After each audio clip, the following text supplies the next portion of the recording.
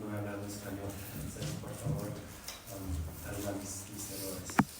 En primer lugar, me gustaría agradecer a Marco y José Luis por invitarme y también a todas las personas que han participado en la organización de esta conferencia. Me voy a hablar de la concepción del hábitus de Vittoria en su comentario a la Summa Theologiae, con observaciones sobre algunos pasajes paralelos que se encuentran en sus tradiciones teológicas. Como saben, hay muchas preguntas y debates sobre la noción de hábitus en la Edad Media y en la escolástica moderna. Pero aquí me gustaría concentrarme en dos problemas, o más bien dos conjuntos de problemas. El primero es un problema ontológico. ¿Qué es exactamente un hábitus? ¿Qué tipo de cosa es y a qué parte del ser humano pertenece? El segundo tiene más que ver con la psicología filosófica. ¿Cómo funcionan exactamente los hábitus? ¿Cómo aumentan o disminuyen? ¿Y cuál es la relación entre un hábitus y las acciones humanas? Me gustaría mostrar que en estos problemas Vittoria sigue siendo generalmente fiel a Tomás de Aquino, pero que también tiene en cuenta opiniones nuevas sobre estos problemas, en particular las posiciones defendidas por los que llaman los modernos, especialmente Jacques Allemand y Gabriel Biel. Veremos que en ocasiones se aparta de las opiniones de Aquino para aliarse con esos modernos y otros pensadores opuestos a la tradición tomista. Dado que el tema del hábitus es central para diferentes disciplinas como la teología, la psicología, la metafísica y en cierta medida la física, este tipo de síntesis doctrinal es un buen ejemplo de cómo el tomismo tuvo que ajustarse a las nuevas tendencias del siglo XVI. Me gustaría abordar las ideas de Vittoria sobre este tema de la siguiente manera. Primero presentaré lo que se puede llamar su ontología del hábitus. Luego analizaré sus opiniones sobre lo que significa que el hábitus aumente o disminuya.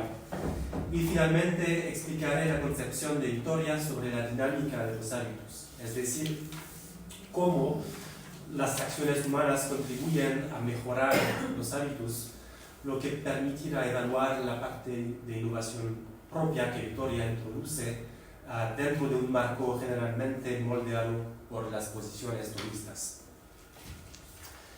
El primer punto que debemos entender para analizar la posición de Vittoria sobre la dinámica de los hábitus es qué son los hábitus según él. Este punto es abordado principalmente por Vittoria en la cuestión 49 de la prima segunda, dedicada al hábitus en general.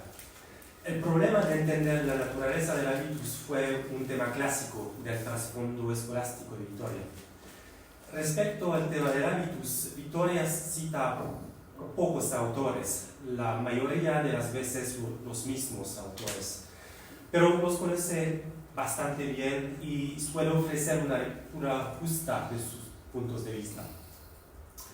Se habían defendido diferentes posiciones sobre la naturaleza del hábitus desde el siglo XIII. Antes del siglo XIV, lo que probablemente era la visión más común era considerar los hábitus como cualidades. Dado que los hábitus no tienen el mismo estatus que el alma misma, no pueden ser sustancias y deben ser accidentes.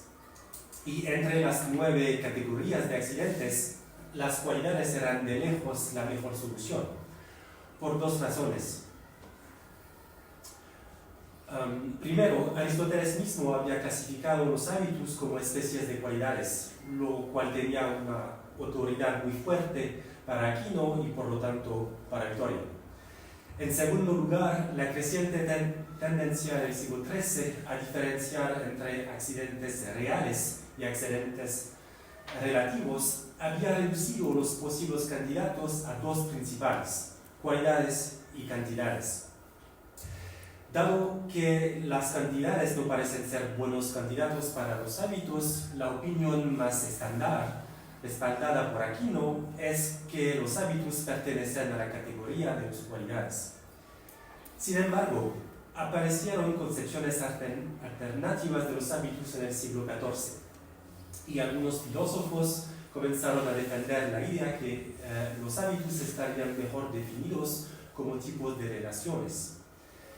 Uno de los defensores más prominentes, si no el más, de esta nueva concepción de los hábitos fue Durando de San Porciano, quien definió el estatus ontológico de los hábitos llamándolos modos del alma. Sobre este problema, Vittoria sostiene una concepción bastante estándar de la naturaleza de los hábitos. Su concepción está en línea con la de Aquino, ya que Vittoria también sostiene que los hábitos son cualidades, más precisamente de la primera especie, siguiendo la clasificación de Aristóteles en las categorías. Sin embargo, como señala Vittoria, este punto no es la cuestión en la que Aquino es más claro, y Vittoria siente la necesidad de aclarar este problema. De hecho, la definición de hábitus parece obligarlo a hacer concesiones a concepciones alternativas de lo que son estas entidades. Por un lado, como señala Vittoria, Aquino repitió en la Summa Theologiae la definición de Aristóteles según la cual los hábitus son cualidades difíciles de cambiar. Pero por otro lado, Aquino había analizado en la Summa Theologiae a los hábitos como ciertas disposiciones de las potencias mediante las cuales una persona puede actuar. Ahora, si estamos de acuerdo en que los hábitos son realmente idénticos a las disposiciones de las potencias, entonces decir que una persona tiene ciertos hábitos es simplemente otra manera de decir que esta persona tiene potencias dispuestas de cierta manera. Pero esto plantea un problema. En efecto, una disposición no necesariamente pertenece a la categoría de accidente. En cierto sentido, sí, las disposiciones pertenecen a la prima especie de cualidades enumeradas por Aristóteles en las categorías, como los hábitos. Pero desde otro punto de vista, las disposiciones parecen pertenecer a una categoría relativa, porque implican esencialmente una relación con otra cosa, y porque la noción de disposición, que supone una pluralidad de elementos dispuestos, parece estar más cerca de las categorías relativas del hábitus o de la posición, por ejemplo. Y esto causa un problema. Las cualidades son simples, no están compuestas por partes, mientras que las disposiciones son entidades complejas, ya que consisten en una pluralidad de elementos configurados de cierta manera. Vittoria no está demasiado preocupado con este problema e intenta evitarlo sosteniendo dos afirmaciones. Uno, que una misma cosa puede pertenecer a diferentes categorías. Dos, que una misma cosa puede considerarse como una en una categoría y al mismo tiempo como múltiple en otra categoría. Pero fundamentalmente los hábitos son cualidades. Así que esa es la posición de Vittoria, que podemos resumir como más o menos equivalente a la posición de Aquino, pero agregando algunos complementos al tomar en cuenta opiniones que insisten en el carácter relacional de los hábitos. Entonces, los hábitos son cualidades. El problema siguiente relacionado con la ontología de los hábitos es dónde existen o inheren en términos escolásticos. En el alma, en toda la persona o en algún otro lugar. Vittoria aborda esta cuestión en varios lugares de su comentario sobre la Summa. Uno podría creer que los hábitos existen en el alma. De una manera sí, pero para Vittoria están ubicados más precisamente en las potencias del alma. Esto marca una diferencia importante, ya que una tesis central de la psicología de Aquino es que existe una distinción real entre la esencia del alma y sus potencias. Aunque Santiago mostró ayer que al final la posición de Vittoria no está tan clara. Entonces, los hábitos inheren en las potencias del alma, lo que puede significar diferentes cosas. Primero, porque no está completamente claro dónde se encuentran las potencias del alma. Segundo, porque el alma misma contiene diferentes potencias que corresponden a diferentes partes del cuerpo. De hecho, Vittoria cree que existen dos grandes tipos de hábitos, a saber, hábitos intelectuales y morales, ya que hay dos tipos de virtudes, morales y intelectuales, y porque las virtudes son hábitos desde un punto de vista ontológico. Los hábitos intelectuales que existen en las potencias racionales del alma no se ubican dentro del cuerpo, ya que las potencias racionales del alma no dependen de ningún órgano corporal. Estos hábitos inheren en el intelecto o en la voluntad, principalmente en el intelecto, excepto para hábitos sobrenaturales que están en la voluntad. Pero el caso de los hábitos morales es diferente, porque algunos hábitos morales, como la templanza o la valencia, involucran potencias del alma conectadas a partes específicas del cuerpo. Lo que está claro es que Vittoria niega que los hábitos estén ubicados en las partes materiales de un poder, o en las disposiciones materiales que se requieren para actuar. Un hábito no está ubicado en el cuerpo, estrictamente hablando, según Vittoria, porque en el cuerpo solo se pueden encontrar disposiciones que son afectos menos estables. Y debe señalarse que Vittoria claramente rechaza una posición que atribuye a Occam, a Biel y también a Cayetano, según la cual los hábitos pueden ubicarse en los órganos externos, como la mano o la lengua. Para resumir, Vittoria no está seguro de que las potencias del alma sean distintas de ella, pero está seguro de que las potencias no están realmente extendidas en el cuerpo, y por lo tanto los hábitos que existen en las potencias no son cualidades corpóreas extendidas. Este es el caso no solo para los hábitos intelectuales, obviamente, pero también para los hábitos morales. Bueno, esta es la perspectiva de Vittoria sobre la naturaleza de los hábitos. Ahora intentemos entender cómo Vittoria desarrolla sobre esta base una explicación de cómo evolucionan durante la vida humana. Vittoria aborda principalmente esta cuestión en las preguntas 52 y 53 de la prima segunda. Antes de intentar comprender cómo los actos humanos pueden causar el aumento o disminución de un hábitus, Vittoria quiere saber cómo los hábitos en general pueden aumentar en perfección. ¿Cómo es posible que la sabiduría o el amor, por ejemplo, aumenten en el ser humano? Eso es un problema porque la sabiduría o el amor no son cosas materiales, no tienen partes cuantitativas. Entonces, ¿qué significa decir que pueden aumentar en perfección?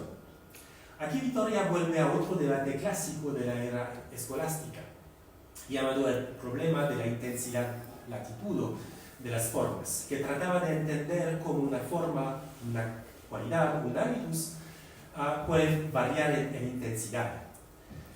Esta pregunta generó un importante debate desde el siglo XIII en la intersección de la teología, la metafísica y la física. Vittoria recuerda tres soluciones principales que se dieron a este problema. La primera solución, defendida por el filósofo Walter Burley, entre otros, sostenía que cuando decimos que un hábitus aumenta, hablamos incorrectamente, porque lo que realmente sucede es que un hábitus más perfecto, completamente nuevo, reemplaza al interior, sin ninguna real continuidad entre los dos. Si un hombre comienza a amar más a su esposa, por ejemplo, se genera un amor nuevo, más intenso, que reemplaza el anterior. En el caso de un cambio continuo, durante un cierto periodo de tiempo, se genera un nuevo hábitus en cada instante. Esta posición se llama la teoría de la sucesión de la intensidad del hábitus. Vittoria cree que esta teoría es incorrecta, porque no permite entender cómo un mismo hábitus realmente aumenta, que es el problema en juego, además de crear una serie de paradojas físicas, pero no tengo tiempo para explicar eso. La segunda teoría se llama comúnmente la teoría de la adición y probablemente fuera más popular en la Edad Media tardía y en la escolástica moderna. Fue defendida por Don Scoto en el siglo XIII y aún fue aceptada por el joven Galileo a finales del siglo XVI, por ejemplo. Era la opinión más común en el círculo de John Mer y fue defendida por Mer, Allemand, Euler, Celaya, Coronel, más tarde De Soto, etc. Según esta visión, un habitus aumenta al recibir nuevas partes de habitus. Así que en esta teoría, un habitus no es una entidad simple, es una entidad compuesta de diferentes partes que se pueden añadir o restar, al igual que las partes cuantitativas. Esta teoría fue fuertemente rechazada por Aquino porque analiza los habitus como compuesto. Ahora lo propio de un habitus, si es una forma según Aquino, en oposición a la materia, es precisamente carecer de partes, lo que significa que esta teoría, según Aquino, confunde dos tipos opuestos de principios. Aquí Vittoria sigue la crítica de Aquino y también adopta su solución. Según Aquino, y por lo tanto según Vittoria, los habitus aumentan en perfección cuando participan más en su esencia. Por ejemplo, el amor de un hombre por su esposa aumenta cuando su habitus participa más plenamente en la esencia del amor. Al igual que una mesa blanca se vuelve más blanca cuando participa más plenamente en la esencia del color blanco.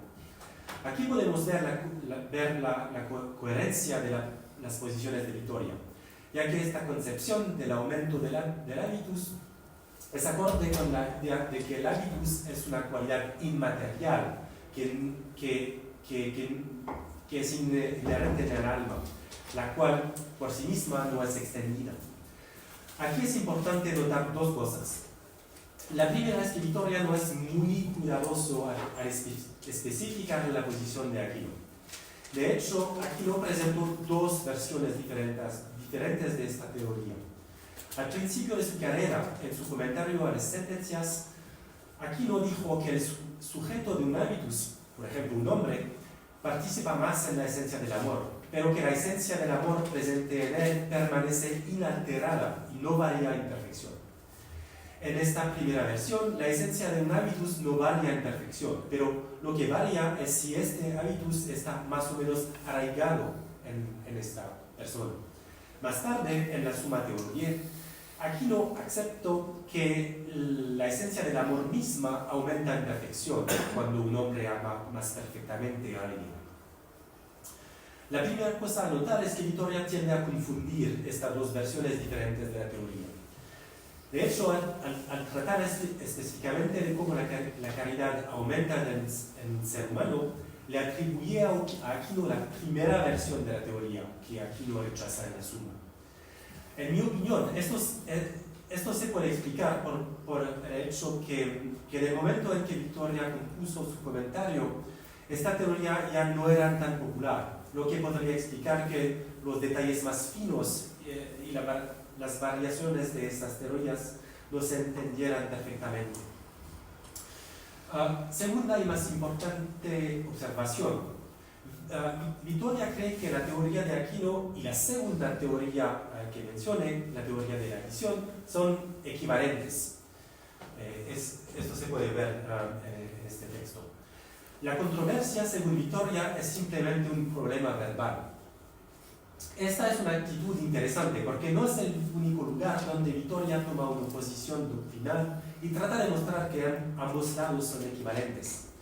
En cuanto a los hábitos, hace lo mismo con el problema de la conexión de las virtudes en la pregunta 54 de la prima segunda.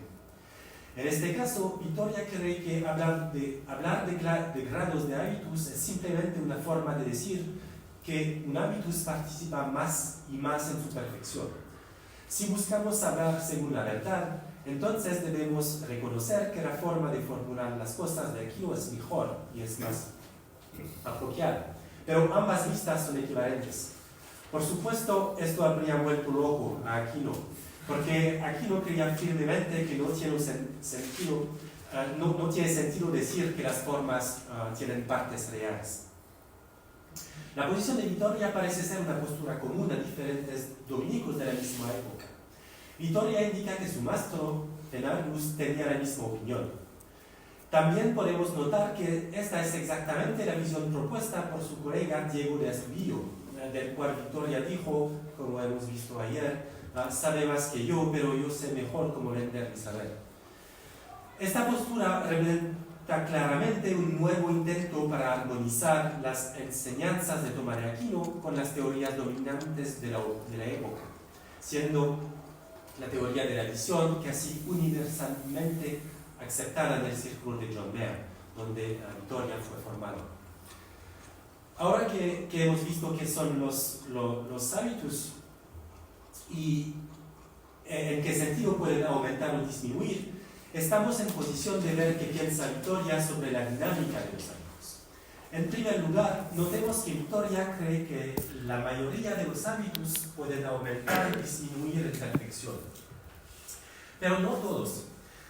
De hecho, para que un hábitus disminuya, debe realizarse un acto contrario a este.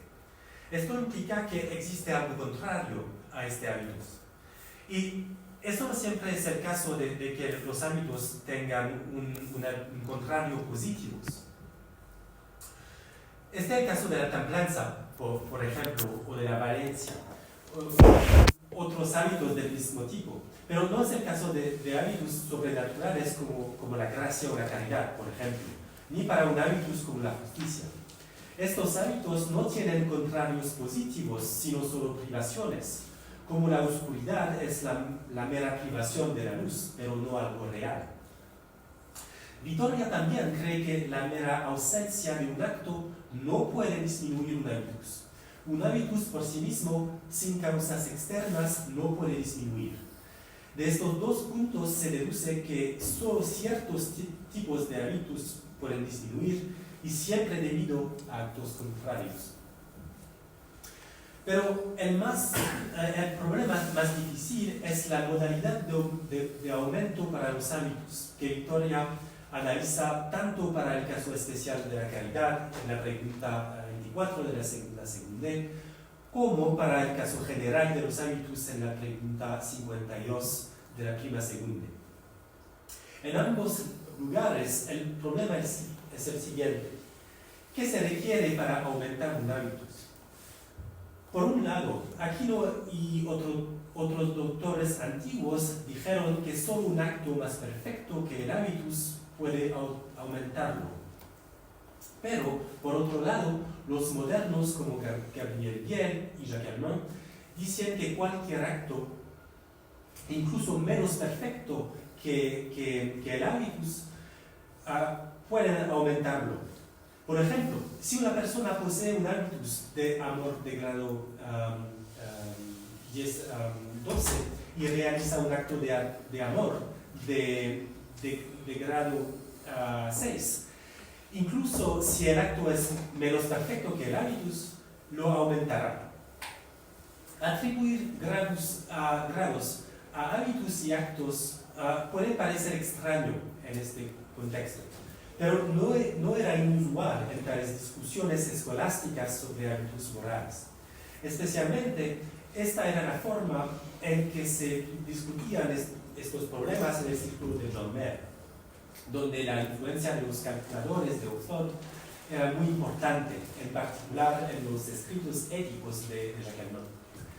Sobre este problema fundamental de la psicología moral, Vittoria se pone en primer lugar del lado de Aquino, pero su posición es intrigante porque claramente se abre a las opiniones de los modernos. También muestra cierta vacilación sobre los nombres que deberían asociarse con las diferentes posiciones. En la pregunta 52 de la primera segunda, Vittoria atribuye la opinión de que todos los actos, incluso menos perfectos que el hábitus, aumentas el hábitus adurando. El argumento que respalda esta opinión es que si esto no fuera así, entonces un hábitus nunca se generaría, porque la sucesión inicial de actos necesarios para generar un hábitus nunca elevará la perfección de este hábitus. Victoria se basa en un axioma sobre la causalidad para refutar esta opinión. Para que un defecto sea causado, siempre debe haber una causa en el lado de la gente que sea más perfecta o más poderosa que el paciente. Solo un acto más perfecto que un hábito, por lo tanto, puede actuar sobre este hábito y causar su aumento. En su comentario sobre la segunda pregunta 24, dedicada a la caridad en particular, la presentación del debate es diferente. Ahí Vittoria presenta el debate como poniendo a Aquino, Durando y Don Scoto por un lado y a los modernos por el otro. Los antiguos, por así decirlo, creen que solo los actos más perfectos aumentan daños, mientras que los modernos, Biel y Allemand, defienden la idea de que todos los actos aumentan los hábitos. Aquí Vittoria dice que cree que Aquino está de acuerdo con Scoto y Durando en que la caridad solo puede aumentar como actos más perfectos. Pero menciona la opinión de algunos tomistas, pero sin dar nombres, que interpretan a Aquino en el sentido de Allemand y Biel, diciendo que todos los actos aumentan el hábitus, según Aquino. Y Vittoria dice que es posible esta interpretación. Vittoria también plantea una pregunta sobre si se admite que un acto puede aumentar el hábitus, ¿cómo deberíamos calcular el valor grado del hábitus resultante? Promete tratar este problema en una relección sobre este tema, lo cual hizo en una relección sobre la caridad. Esta última relección sobre la caridad ofrece un análisis bastante similar, pero es aún más claro que Vittoria, aunque se compromete a defender la doctrina de Aquino, se siente atraído por las opiniones de los modernos, especialmente Allemand y Biel.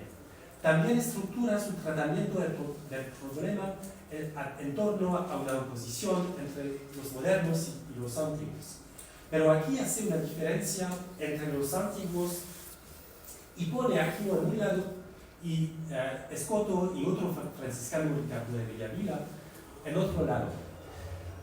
Scoto y Ricardo creen como Aquino que solo los actos más intensos pueden aumentar un hábitus.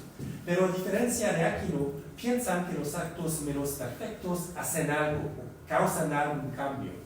Lo que cambia un acto menos perfecto es que aumenta no la caridad, sino el mérito de la persona, que tienden a identificar con la gracia. Entonces, los actos menos perfectos aumentan el mérito de la persona, pero no la caridad en sentido estricto. Esta perspectiva parece atractiva para Vittoria, porque evita la posición atribuida a Aquino según la cual los actos menos perfectos no causan ningún cambio real en las personas, al menos no cambio proporcional al acto. Vittoria no respalda francamente esta opinión. Para las tres opiniones menciona argumentos a favor y en contra, pero claramente se inclina hacia la opinión defendida por Scoto y Ricardo, que parece ser un buen compromiso entre las otras dos. Pero, notablemente, Vittoria llega al punto de decir que incluso la opinión de los modernos, según la cual todos los actos aumentan el hábitus, es probable, aunque la forma de calcular este aumento descrita por los modernos es incorrecta. De verdad, Vittoria dice que no está seguro de eso, y entonces su posición final es escéptica. Pero sin entrar en detalles, Vittoria dice en esencia que puede haber un aumento del hábitus mediante actos menos perfectos si no se añaden los grados de actos a los hábitos como unidades simples.